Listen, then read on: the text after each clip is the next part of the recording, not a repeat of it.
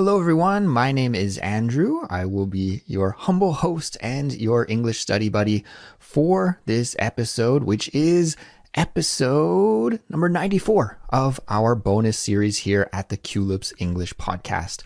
So it's awesome to be back here with you, as always, for another exciting week of English learning. I hope you guys are all doing well, and I'm doing well also, so that's great. What we are going to do today is, I'm just going to talk with you. I'm going to hang out, I'm going to chill, and I'm going to share some things that have been on my mind lately and some things that I will be up to over the course of the weekend. Now, I am recording this episode on Friday evening. I know we release it on Monday. So all of the things that I am going to talk about here will already have been finished, but at the time that I am recording right now, of course, they haven't taken place yet. So I'm excited for this upcoming weekend, and I'm going to tell you all about my plans and why I am excited about this weekend in this episode. Before we get started, I do need to tell you that there is a free, absolutely 100% free interactive transcript and vocabulary glossary to accompany this episode that everybody can access just by clicking the link in the description for this episode. And if you're a Culips member, then we're also going to give you ad-free audio and a comprehension quiz. And you can find that just on our Discord. We have a Culips English Podcast Discord server, which if you haven't joined us yet on Discord, make sure to click the link in the episode description and join us over there. It's awesome. It's where our community hangs out and communicates with each other and practices English together. So it's awesome. And we have a member-only channel, and that's where I put the link to the ad-free audio and the comprehension quiz. So all you Culips members, make sure to check that out. All right, I think those are the only announcements. Oh no, there's one more thing I wanted to say, and I will make it brief and short. And that is, coming up pretty soon, we have bonus episode number 100. We're in bonus episode 94 right now, and 100 is coming up soon. And to celebrate this amazing milestone here at Culips, 100 episodes of our bonus series, I'm going to throw things over to you. And I would like you guys to help me with this episode by sending in your stories. Now, I first put out this announcement last week, and over the course of the last week, I did get several submissions. So thank you to everyone who sent in a story so far, but we still need more. So I would love for you guys to record just some little audio messages. It can be as long or as short as you like, but please try to keep it on the short side and just tell some kind of story. It could be, something just like from your daily life. Maybe it's related to how you learn English or study with Culips. Maybe it's just some funny kind of experience you had. Anything is okay, and I'm going to compile your stories and we'll share them with our whole community here in the 100th episode of our bonus series. The best way to submit your audio stories is just through our Discord. You can DM them to me or DM them to Alina, and DM means direct message. You could email it to me. My email address is andrew@culips.com. Please help me out with this episode. I'm relying on you. If nobody sends in any stories, then we won't have a very exciting 100th episode. So please help me out. Send in your stories, and we'll have a memorable bonus episode number 100. All right. So with that being said, let's get started in earnest with today's episode. And I wrote down a few notes here, and I'm just going to go through those notes quickly as we chat together. And you will be doing more listening than chatting. I guess I will be doing all the chatting, but I want you guys to feel like we're just hanging out together. And I think that makes for a good way to learn English, right? Just spending time with friends, hanging out with friends, immersing yourself in the language. Just think of me as your English speaking friend, and we'll hang out here for the next 20 minutes or so. And I know I always say that I'm going to try and keep the episodes short and sweet, and then I end up talking for like 50 minutes. I apologize for that. It's something that I need to practice a little bit, is not being so wordy. But today I really mean it, because my friend from out of town, my running buddy, Jimmy, who I've talked about on Culips before and who I'm hoping to get onto the podcast very soon for an interview as well. He's coming to Seoul. So he's on the train right now. He's on his way to Seoul and we have dinner plans. We're going to meet up and have dinner together. So I have a hard time limit. I can't keep Jimmy waiting. So I'm going to have to keep this episode quite short. So that was the first thing that I wanted to talk about actually, is that Jimmy is coming to town. And as I just told you guys, he's my running buddy. We both have the same hobby. We enjoy running and we are participating this weekend in the Seoul Marathon. So this is why I'm so excited for this upcoming weekend, is that on Sunday here, I'm going to be running in the Seoul Marathon, and so is Jimmy. So he's coming up and we're going to be running in it together. We ran a marathon last year in the fall together. That was the first marathon that we had ever run together. I think it was Jimmy's third marathon overall, and it was my second marathon overall. I ran my first one in 2019, and then the pandemic hit, and I wasn't able to run for a long time because of the pandemic. I mean, I still went outside and went running, but there were no officially organized races or anything. So I took a long break from running in officially organized races, but once things started up again, then, I jumped right back in. And so I did my first marathon post-pandemic with Jimmy last fall, and we had a great time. I won't go into all the details about that race because I talked about it extensively on Culips in the past. So if you go back to our previous episodes from the fall, I think it was October 2023 when we ran that race, you'll be able to find those episodes and listen to my stories about the marathon. But yeah, it's time again. It's crazy. Time really flies, and I don't know if you have had this in your life. I think anybody who's done a race or a marathon and had a good experience with it, like maybe if you got injured while you were running, then maybe you wouldn't have this experience. But most people who sign up for a race, whether it's a marathon, half marathon, whatever, and then you finish the race, I think a lot of people have this experience, and maybe you've had it in other parts of your life as well. I'm not sure. But when you finish a marathon, or at least when I finish a marathon, and Jimmy's the same way, immediately we're like, what's the next one? We can't wait to do it again. You get so psyched, you get really excited, really stoked, really pumped up, and you are just very enthusiastic about doing another marathon. So pretty much as soon as we finished that marathon it was called the Gyeongju Marathon in Gyeongju, South Korea, where we ran it. As soon as we finished that marathon, we were like, where's the next race? What are we going to do next? Let's go. We were all ready to go and ready to run the next race. Now, the racing season usually occurs in the spring and the fall. There are some races sometimes in the winter, and there are some races sometimes in the summer. But of course, the winter is quite cold here in Korea, and the summers are really hot and humid. And there's also the rainy season, which just makes for unpleasant running. So sometimes you can find some small little races out in the countryside during these times, but the big races that occur in the cities, they happen either in the spring or either in the fall. And there are several big fall marathons in Korea, but in the spring, I think it's mostly just Seoul Marathon. So it's happening here on Sunday. And yeah, pretty much as soon as we finished that Gyeongju Marathon, Jimmy and I were scouring the internet. There's a website here in Korea that lists all of the marathons from all over the country.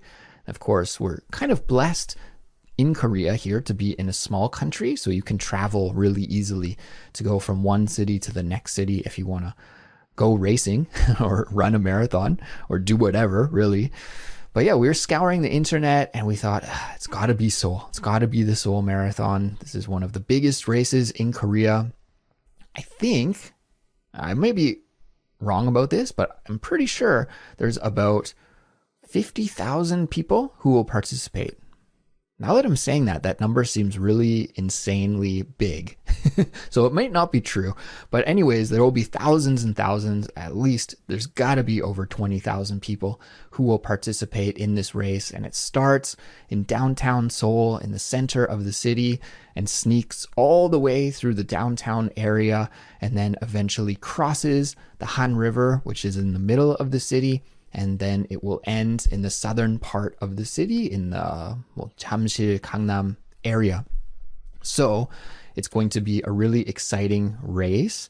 And that was the one that we chose. Signing up for the race is actually not too easy. There are more people who want to participate in the race than there are slots available. So you have to be really quick behind the keyboard and with your mouse. And when it was sign up day, we were both like ready in advance. We had our eyes on the clock. We were watching the time tick down until registration was open and then click really fast. In fact, here's a tip for you if you ever have to do something like this. That is to pre-register and make your account in advance so that when it's time to go and you need to purchase whatever or sign up for whatever you're trying to do, then you already have an account, you've already entered your payment details, and you can just do it really quickly.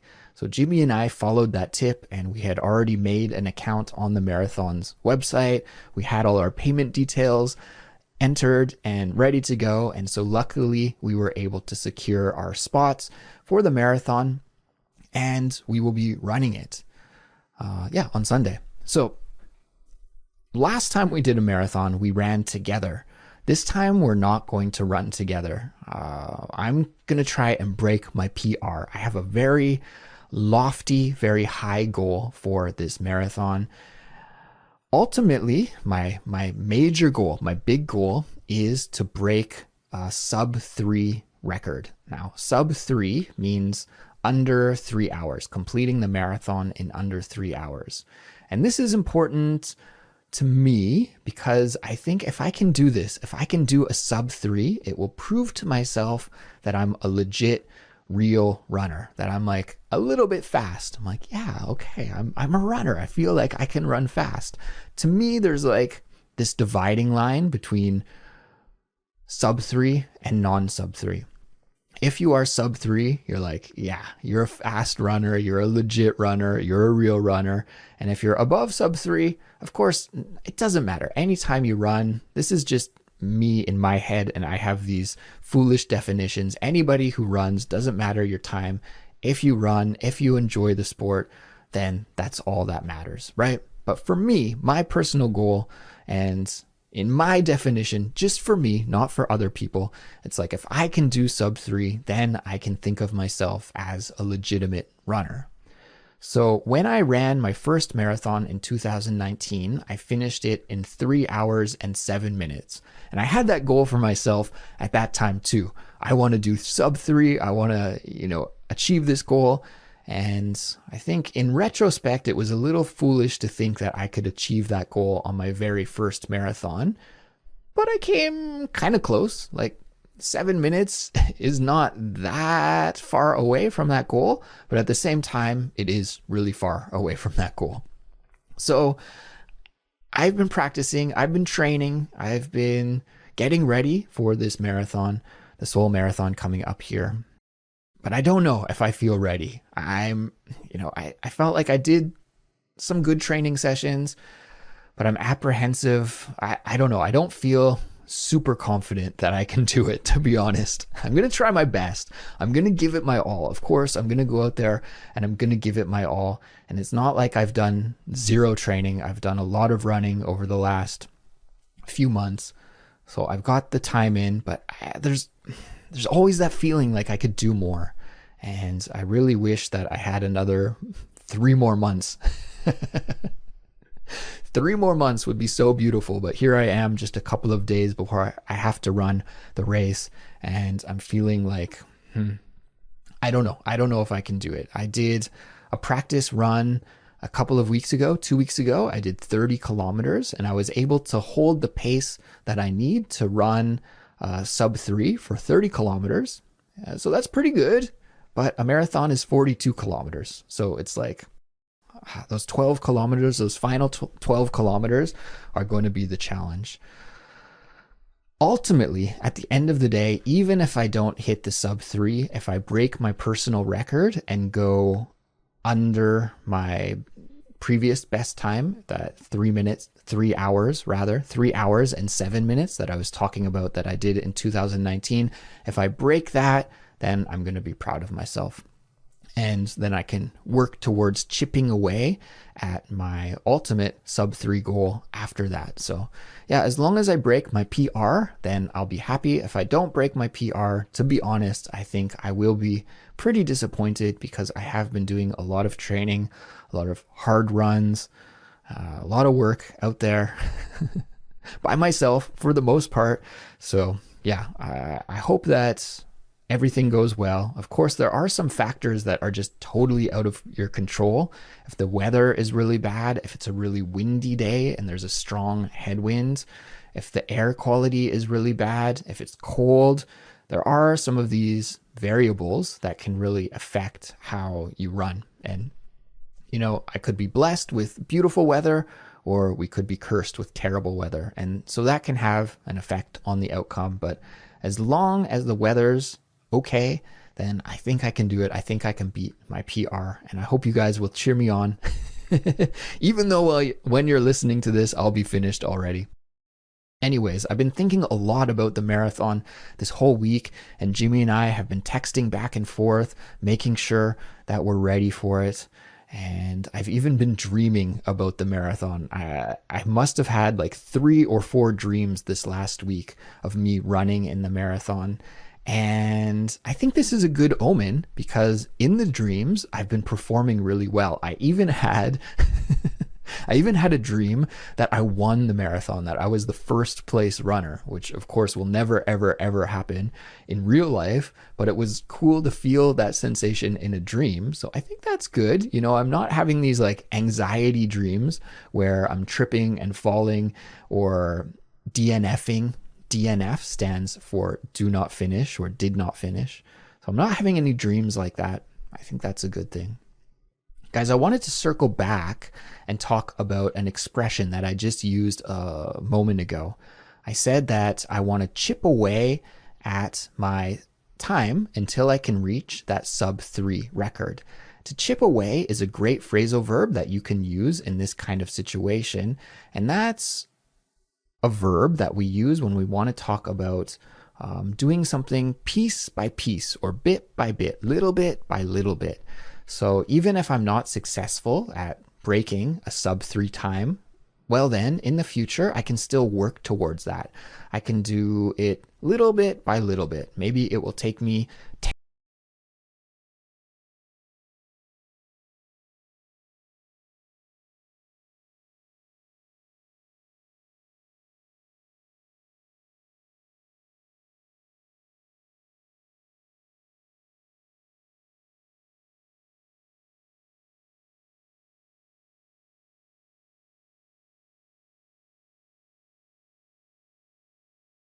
limit.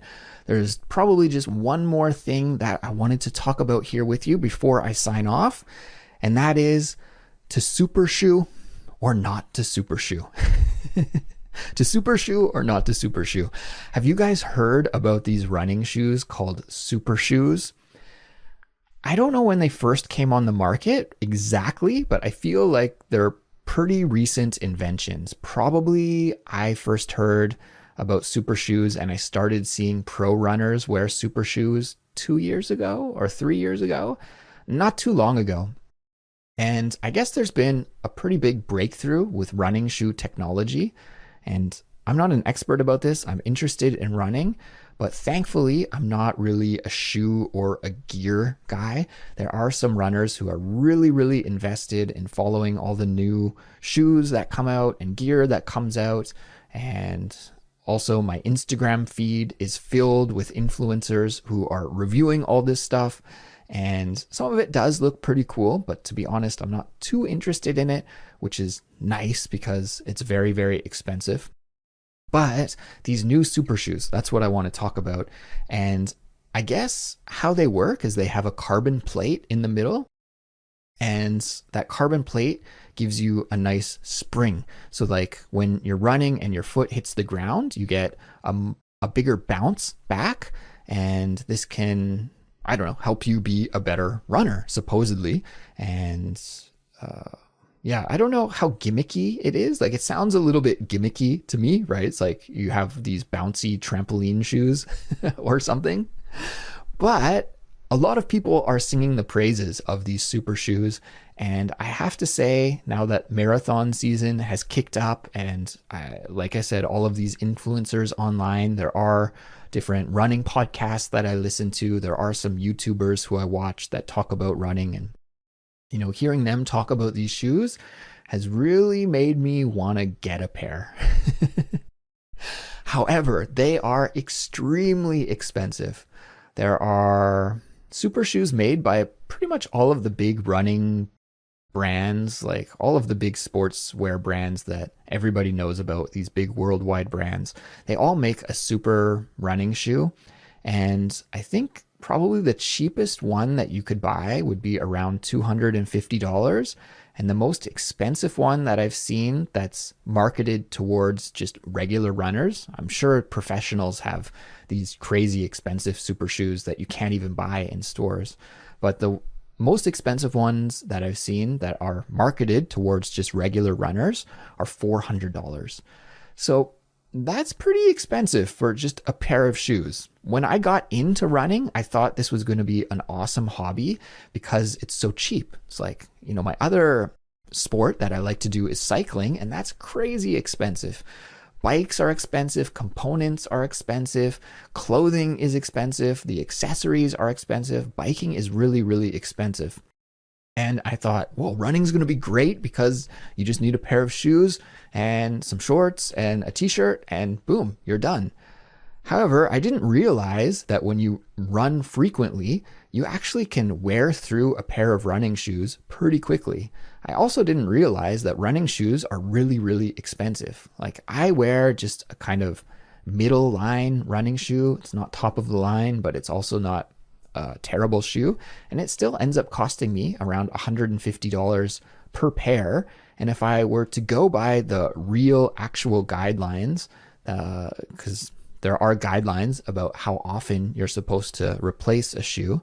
You're supposed to replace your running shoes every 500 to 800 kilometers. And I can run, you know, some months I'll come close to running almost not 500 kilometers in a month, but maybe every 6 weeks, 7 weeks, I can easily hit out 500 kilometers. So that's an expensive hobby. If you need to buy like several pairs of these shoes each year, it really, really adds up. And I've actually not been following that recommendation. I've been running around 1,000 kilometers in a pair of shoes before I replace them, just because I do find that it really does become expensive. And then, yeah, it's not as cheap as a hobby as I originally thought. So anyways, back to the super shoes. I've been debating, should I buy a pair of these super shoes? Will they actually make a difference? Will they make me run faster? Even if it's just like a little bit, is it going to be worth it? And Jimmy and I, you know, my buddy who's on his way here right now, he was also really considering, should he buy a pair of super shoes? And we were going back and forth and back and forth. And the shoe that I wanted to buy and the shoe that he was interested in buying, they were actually the same one. So interestingly enough, we both did some research on our own and we came to the conclusion that the same model of shoe is the one that we want to try. So they were sold out in Korea for a long time, or not even sold out. They just hadn't arrived in Korea yet. We saw them for sale overseas and in other countries, but they hadn't arrived to the Korean market yet, the shoe that we wanted. But finally, this week, they did come and they were available. And Jimmy immediately went down to the shoe store to go try on a pair and to buy them. But his size was already sold out. So he was like, oh man, this shoe just launched in Korea. And I went down to the store to buy them right away. And his size was already sold out. But the guy at the shoe store said like, hey, I think I can get another pair in for you. So if you come back in a few days, I'll put a pair aside for you and you can try them on and see if that'll work out. So Jimmy was like perfect. Okay, I'll come back in a few days. And I think he was pretty set on wanting to buy the shoes already. Me, on the other hand, I was like, really on the fence. Should I buy them or should I not? And my size was still available online. I actually had a really busy week this week, so it was going to be impossible for me to go to the shoe store and try them on and do shopping like that. That was just out of the question. But I thought, well, I could just buy them online and probably they'll fit because I'm pretty accustomed to that brand. And if they don't fit, well, then I can always return them. It's not the end of the world. So I was like, should I buy them? Should I not? They're $300. $300. So very, very expensive shoe. I've never had any pair of shoes close to that price in my life, especially shoes that I'm going to really beat the hell out of. I'm going to run in them and they'll get dirty and stinky and smelly like right away, right? So usually if you have an expensive pair of shoes or boots or clothing or something, you really baby it, right? But not these. I'm buying them to beat them up. So I was like going back and forth. Should I buy them? Should I not buy them? Should I buy them? Should I not buy them? And I told myself, okay, I'm going to sleep on this for one more night. I've been debating this in my head for like almost 2 weeks. I'm going to sleep on it for one more night. And if I wake up in the morning the next day and they're still available, I'm going to buy them. And if they're not, then I'm just going to make my peace with that. I'm going to accept it. And I'm just going to run in my regular shoes for this marathon. And guys, I went to bed. I woke up the next day and they were sold out. And I thought, wow, okay, the universe made that decision for me. I'm going to save my money for now. And there's probably something better that I can put my my savings towards. Who knows? But yeah, I didn't decide. The decision was made for me not to buy the shoes. And so I'm just sticking with my regular running shoes for this race. And I hope I don't regret it. If I come, my goal is the sub 3, right? So if I run in like 3 hours and 1 minute and I'm like, oh, would those shoes have made the difference? Would that be the it factor that determined if I ran faster than a sub 3 or non-sub 3?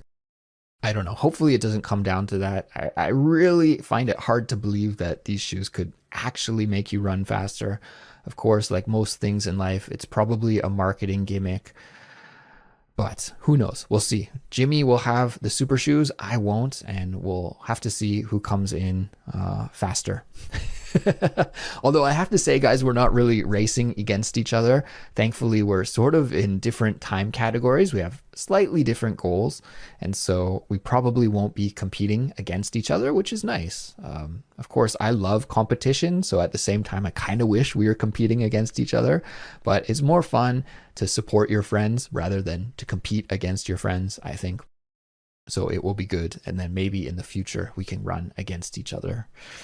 But anyways, everyone, I should wrap things up here. Again, I've been talking a little bit too long and I have to run to catch up with Jimmy. So everyone, thank you for listening. I hope that you enjoyed me rambling on here about my running, but please cheer me on, give me some positive thoughts, and I'll try to do my best. And I'll tell you about the result maybe on Instagram, probably through our Instagram. I'll upload an Instagram story or something.